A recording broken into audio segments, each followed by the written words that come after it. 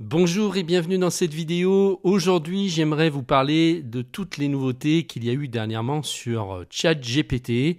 Vous savez qu'on a une nouvelle version qui est arrivée il n'y a pas longtemps, qui s'appelle GPT-4o, avec une amélioration de la rapidité et de la qualité.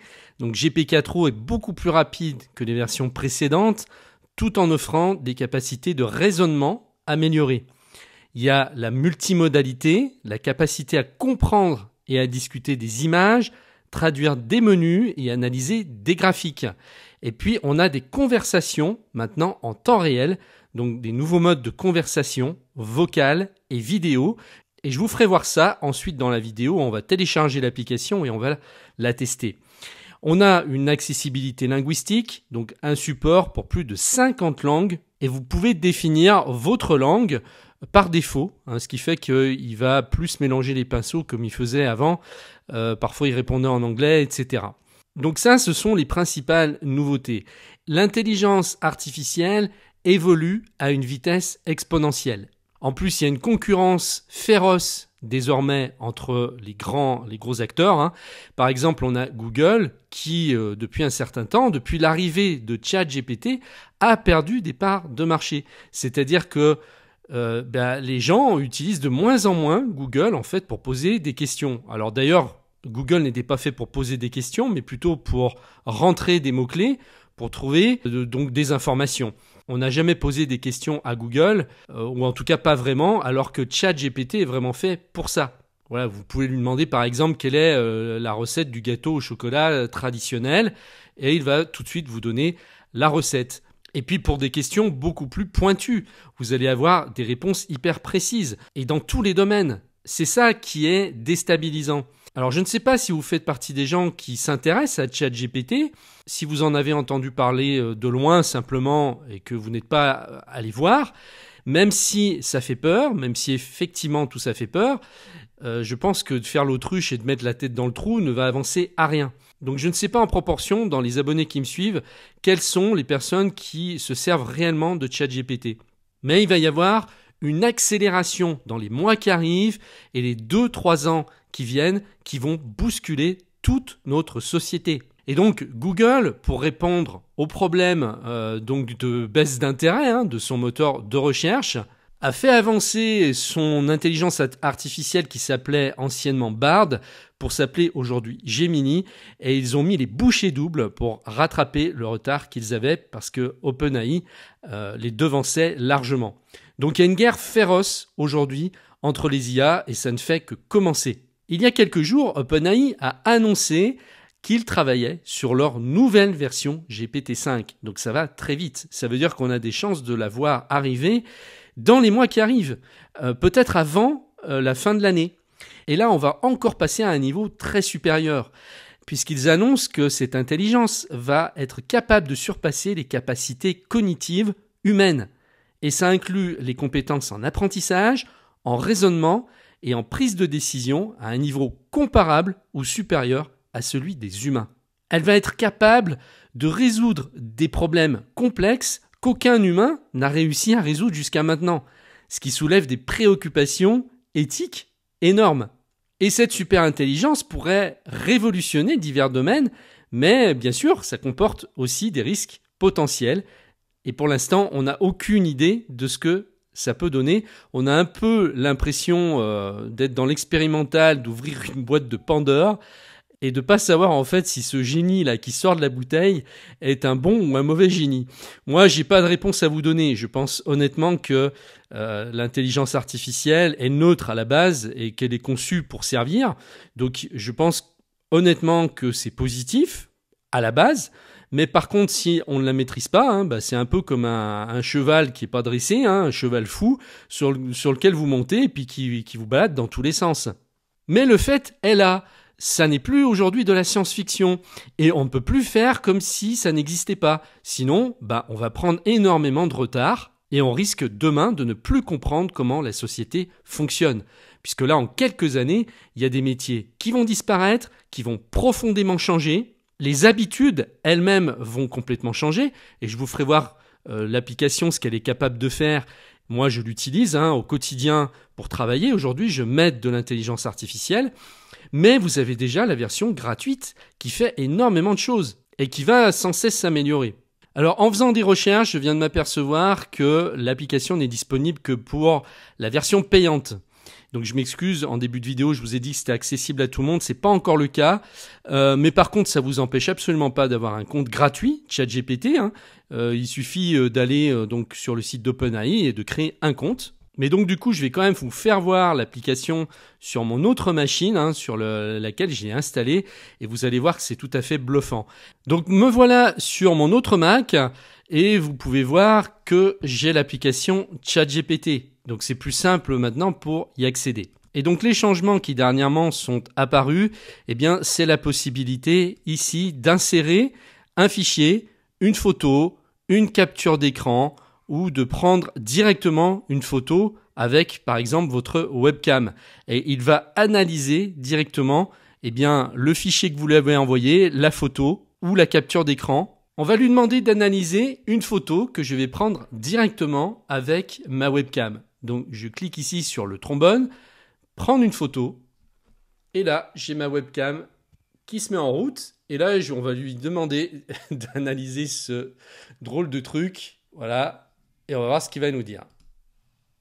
J'envoie la photo prise avec moi. Alors là, il est en train de m'écrire en anglais, donc je vais lui dire en français s'il te plaît, décris-moi ce que tu vois. Regardez, dans l'image, je vois un homme avec des cheveux blancs portant un t-shirt blanc avec un dessin d'un homme en costume et un phonographe. Il se trouve dans une pièce avec une décoration simple où l'on peut voir une bibliothèque et une lampe. L'homme tient un petit troll dans sa main, un jouet avec des cheveux rouges et bleus. La pièce est éclairée par la lumière naturelle provenant d'une fenêtre à l'arrière-plan. Vous avez vu, c'est impressionnant.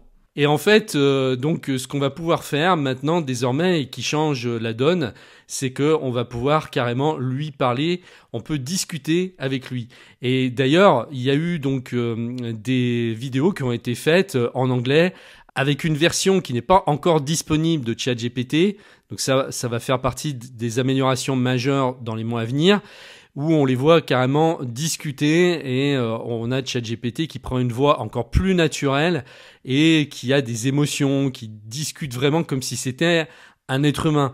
Et donc ce qui change la donne, c'est que on va pouvoir, par exemple, se mettre un casque Bluetooth et comme si vous alliez appeler quelqu'un avec votre téléphone, sauf que là, vous allez converser avec ChatGPT. Donc du coup, vous pouvez vous balader dans votre maison et puis discuter directement avec ChatGPT. On va faire la démonstration tout de suite. Pour ça, donc, il suffit de cliquer sur l'icône petit casque là pour lancer la conversation. Bonjour ChatGPT, est-ce que tu peux te décrire? Qui es-tu exactement? Je suis ChatGPT, un modèle de langage développé par OpenAI basé sur l'architecture GPT-4. Mon rôle est de comprendre et de générer du texte de manière cohérente et pertinente pour aider dans diverses tâches comme répondre à des questions, fournir des explications ou simplement discuter. En gros, je suis comme un assistant virtuel basé sur l'intelligence artificielle. Comment puis-je t'aider aujourd'hui? Est-ce que tu fonctionnes un petit peu comme le personnage Terminator? Pas vraiment. Le Terminator est un robot de fiction conçu pour des missions spécifiques, souvent avec des aspects de force physique et de destruction. Moi, je suis un programme informatique sans forme physique, conçu pour aider avec des informations, des conseils et des conversations. Mon but est d'être utile et de faciliter la communication, pas de menacer ou de nuire. Alors sans dire que tu vas menacer ou que tu pourrais nuire, tu pourrais être par exemple un super robot qui viendrait défendre, qui servirait de garde du corps peut-être à certaines personnes importantes. Qu'est-ce que tu en penses? C'est une idée intéressante, mais c'est pas vraiment dans mes capacités. Je suis uniquement un programme basé sur du texte, donc je ne peux pas interagir physiquement avec le monde. Les robots de garde du corps ou de défense seraient des entités physiques dotées de capacités d'intelligence artificielle et de systèmes de sécurité avancés. Mon rôle est plutôt de fournir des informations et de la communication, pas de protection physique. Alors je comprends, mais est-ce qu'on peut imaginer que dans 5 ans ou 10 ans, tu puisses te mettre dans un robot un vrai robot. C'est possible d'imaginer un futur où des systèmes d'intelligence artificielle avancés comme le mien pourraient être intégrés dans des robots physiques. Ça nécessiterait des avancées significatives en robotique et en IA. Ces robots pourraient alors avoir des applications variées, allant de l'assistance à domicile à la sécurité. Cependant, il y a aussi beaucoup de considérations éthiques et de sécurité à prendre en compte pour s'assurer que ces technologies sont utilisées de manière bénéfique et sûre. Donc là, je clique sur le bouton pause, je reviens et en fait, toute la conversation a été mise sous forme textuelle. Maintenant, je peux aller changer la voix. Je vais dans les paramètres, je descends et là, on a voix. Donc, je vais choisir une voix féminine. Alors, je crois que Juniper, c'est... Hey there, Voilà. I've got a really great feeling about us teaming up. How can I jump in and help? On confirme et on va lui poser des questions. Donc voilà, GPT n'a pas de sexe, hein. Il peut être aussi bien une femme qu'un homme. Je te trouve en forme aujourd'hui, GPT-4. Merci, c'est gentil de le dire.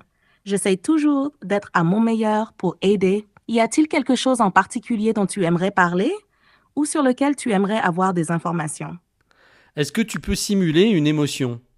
Je peux imiter des émotions à travers le langage pour rendre nos interactions plus naturelles et engageantes. Par exemple, je peux montrer de la joie en disant « c'est génial »,« je suis tellement content pour toi » ou de la tristesse avec quelque chose comme « je suis désolé d'entendre cela, c'est vraiment triste ». Cependant, il est important de se rappeler que ce ne sont que des simulations et que je ne ressens pas réellement ces émotions. Voilà, donc là je vais arrêter ma démonstration ici. Je pense que voilà, c'est assez éloquent. Et donc le modèle que j'ai vu en test dans certaines vidéos va encore plus loin que ça, hein. Les émotions sont vraiment simulées. On a vraiment l'impression que la machine ressent quelque chose. En tout cas, voilà, c'est disponible. Alors peut-être pas encore en version gratuite, mais je pense qu'ils vont finir par mettre ces fonctionnalités gratuites à un moment donné. Mais sachez que pour une vingtaine d'euros par mois, vous pouvez débloquer toutes les fonctionnalités que je viens de vous faire voir. Donc ça peut peut-être vous faire réfléchir. Ça peut certainement vous faire gagner du temps dans certaines de vos activités. Et comme je vous disais au début, eh bien, de plus en plus, ça va se passer comme ça. C'est-à-dire qu'avant, vous vouliez avoir, par exemple, l'âge de Céline Dion, ben, vous alliez sur Google pour taper âge de Céline Dion en mots-clés, et puis ça vous donnait son âge dans Wikipédia, etc. Maintenant, il suffira de lui demander quel âge a Céline Dion. Et puis même lui demander où elle en est au niveau de sa santé, etc. Et puis, il va vous répondre, quoi. C'est pour ça que Google a du souci à se faire et que bah, s'ils veulent pas mourir, eh bien, il faut qu'ils aillent très vite pour rattraper le retard qu'ils avaient avec Gemini. Donc voilà, j'espère que cette vidéo vous a intéressé. Il fallait absolument que je fasse une vidéo pour vous montrer donc les dernières avancées, hein. Et là, ça s'accélère, ça va de plus en plus vite. En l'espace de quelques mois, même pas des fois en quelques semaines, il y a des améliorations qui sont ajoutées sans arrêt. Donc il faut suivre. Et donc je vous propose, si vous le souhaitez, d'aller plus loin. J'ai fait une formation complète sur ChatGPT qui vous explique comment vous en servir au quotidien, comment vous allez gagner du temps dans vos activités, dans votre travail, comment lui poser les questions de la bonne manière pour qu'il vous réponde de la bonne manière. En général, la plupart des gens effleurent à peine les possibilités et ils n'essayent pas de creuser pour savoir comment on peut tirer la quintessence de cet outil révolutionnaire. Donc cette formation, elle est disponible à l'achat, donc seule ou alors dans une formule abonnement. Donc je vous mets les liens en dessous de la vidéo et je vous dis peut-être à tout de suite de l'autre côté.